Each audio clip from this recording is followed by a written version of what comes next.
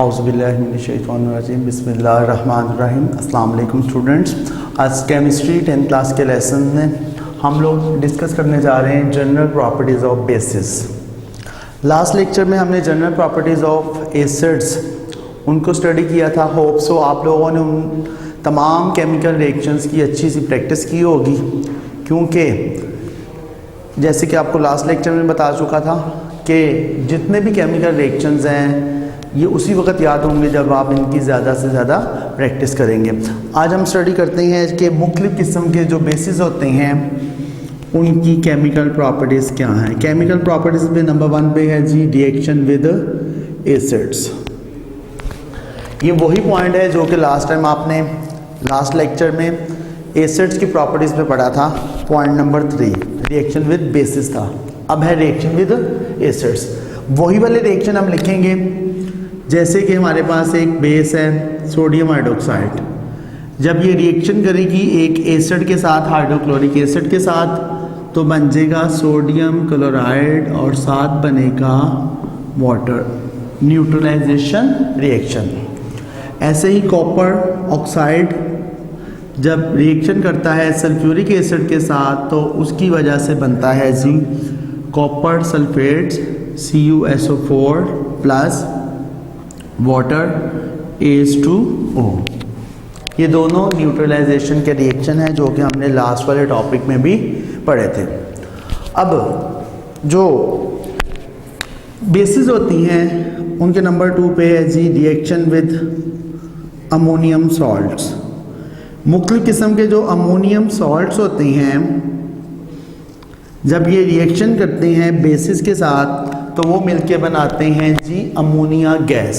कौन सी गैस बनाते हैं? अमोनिया गैस, जिसका फार्मूला होता है NH3। अब हमने देखना है कि अमोनियम सॉल्ट्स में हमारे पास है जी अमोनियम क्लोराइड NH4Cl। अब जब ये रिएक्शन करता है किसी भी बेस के साथ तो बनेगी अमोनिया गैस। अब हम इसका रिएक्शन करवा देते हैं। हमारे पास बेस है जी सोडियम हाइड्रोक्साइड, सोडियम हाइड्रोक्साइड। अब आपने क्या देखना है कि इसमें गैस बनेगी ammonia gas. Sodium positive ion, chloride negative ion, NaCl, NaCl। अब यहाँ पे है जी NH4, क्या है? NH4। अब इसमें से एक हाइड्रोजन रिमूव होगी, पीछे रह जाएंगी 3 हाइड्रोजन, तो ये बन जाएगी NH3 अमोनिया गैस जो कि एमिट हो सकती है, यहाँ से एमिट हो सकती है। अब पीछे बचता है OH और यहाँ वाली एक हाइड्रोजन, ये दोनों आपस में मिलेंगी और मिलके बना देगा जी H2O। तो यहाँ पे हमने देखा कि अमोनियम क्लोराइड जब मिलता है सोडियम हाइड्रोक्साइड के साथ, सोडियम क्लोराइड बनता है, अमोनिया गैस बनती है और साथ वाटर बनता है।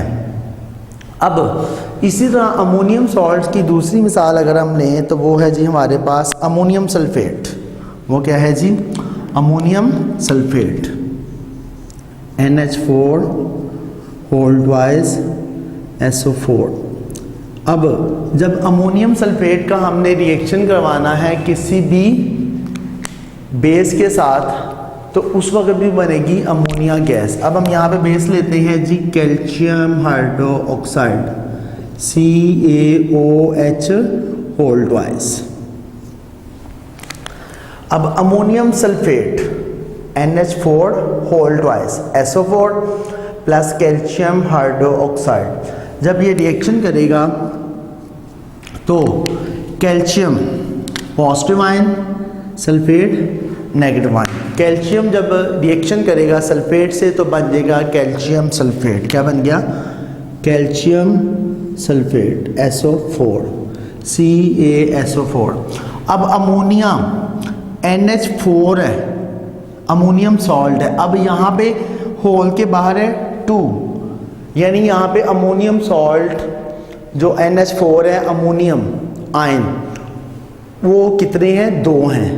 तो यकीनी बात है जब अमोनियम आयन 2 हैं तो अमोनिया के जो मॉलिक्यूल्स बनेंगे वो भी कितने होंगे? 2 NH3 बनेगा। लेकिन मैं पहले ही इसके साथ लगा देता हूँ 2, उससे आपकी इक्वेशन भी बैलेंस हो जाएगी।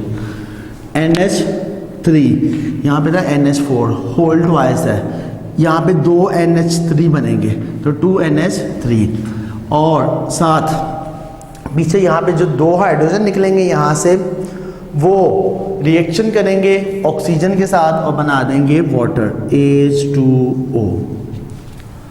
अब इस सारी इक्वेशन में नाइट्रोजन 2 कैल्शियम 1 सल्फर 1 उसके बाद हाइड्रोजन और ऑक्सीजन का अगर प्रॉब्लम होता है तो हाइड्रोजन 4 2 8 और 2 ये 10, यहाँ पे हाइड्रोजन है 3 2 6 और 2 8। अगर मैं यहाँ पे 2 लगा दूँ तो हाइड्रोजन हो जाएंगे 10। अब बाकी रहेगी ऑक्सीजन के 4 और 2 6, यहाँ पे ऑक्सीजन 4 ये और 2 वाटर के साथ, तो ऑक्सीजन भी क्या होगी इसमें बैलेंस होगी। तो इस तरह अमोनियम सॉल्ट जो होता है जब वो बेसिस के साथ रिएक्शन करता है तो वो मिलके बनाता है जी अमोनिया गैस। वो क्या बनाता है? Ammonia gas. अब जो बेसिस होती हैं, बेसिस की लास्ट वन और बुक के मुताबिक जो तीसरी प्रॉपर्टी होती है वो होती है जी प्रेसिपिटेशन।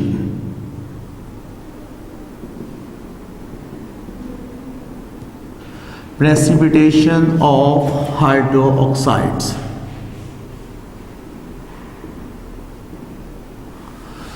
अब जो मुख्तलिफ किस्म के बेसिस होते हैं वो कुछ मेटल के सॉल्ट्स होते हैं, जब उनके साथ मिलते हैं तो क्या बनाते हैं? प्रेसिपिटेट्स बनाते हैं। अब हम प्रेसिपिटेट्स के अंदर पहले नंबर पे हमारे पास है जी कॉपर सल्फेट। ये कॉपर का साल्ट है। किसका साल्ट है? कॉपर का। जब कॉपर सल्फेट मिलता है जी सोडियम हाइड्रोक्साइड के साथ NaOH, तो इसकी वजह से कॉपर के प्रेसिपिटेट्स बनते हैं जिनका कलर होता है ब्लू। कौन सा कलर होता है? ब्लू। अब जो कॉपर है Cu ये पॉजिटिव है, पॉजिटिव आयन है, ये मिलेगा OH के साथ तो बनेगा CuOH whole twice copper hydroxide. अब ये जो कॉपर हाइड्रोक्साइड है यहाँ पे इसके बनेंगे प्रेसिपिटेट्स जो कि किस कलर के होंगे? ब्लू कलर के, क्योंकि अगर आप कॉपर सल्फेट को देखें तो कॉपर सल्फेट का जो अपना कलर होता है वो ब्लू होता है। ठीक है, तो कॉपर सल्फेट सोडियम हाइड्रोक्साइड के साथ मिलता है CuOH होल ट्वाइस जिसके ब्लू प्रेसिपिटेट्स बनते हैं और साथ बनता है जी इसमें सोडियम मिलेगा सल्फेट के साथ सोडियम सल्फेट Na2SO4। अब हमने इस इक्वेशन को बैलेंस करना है। बैलेंस करने के लिए हम लोग देखते हैं तो यहाँ पे कॉपर 1 सल्फर 1 ऑक्सीजन लास्ट पे देखेंगे सोडियम 1, यहाँ पे सोडियम 2, तो यहाँ पे अगर हम 2 लगा देंगे तो उसकी वजह से ऑक्सीजन और हाइड्रोजन भी बैलेंस हो जाएगी। ऑक्सीजन 4 और 2 6, 2 और 4 6।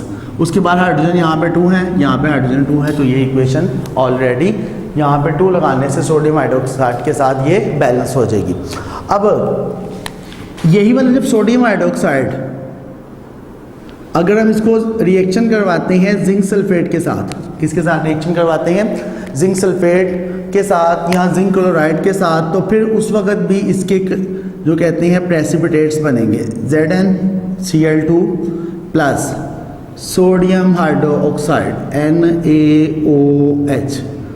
अब जब सोडियम हाइड्रोक्साइड जिंक क्लोराइड के साथ रिएक्शन करता है तो उसके नतीजे में बनते हैं वाइट कलर के प्रेसिपिटेट्स। अब यहाँ पे जिंक मिलेगा OH के साथ तो zinc hydroxide ZnOH whole twice, और जो सोडियम है वो क्लोरीन से मिल जाएगा तो बन जाएगा सोडियम क्लोराइड NaCl। अब आप लोग देख सकते हैं यहाँ पे क्लोरीन 2 है, जिंक 1, सोडियम 1, क्लोरीन यहाँ पे 2 है, यहाँ पे 1 है, तो इस रिएक्शन में यहाँ पे हम 2 लगा देंगे।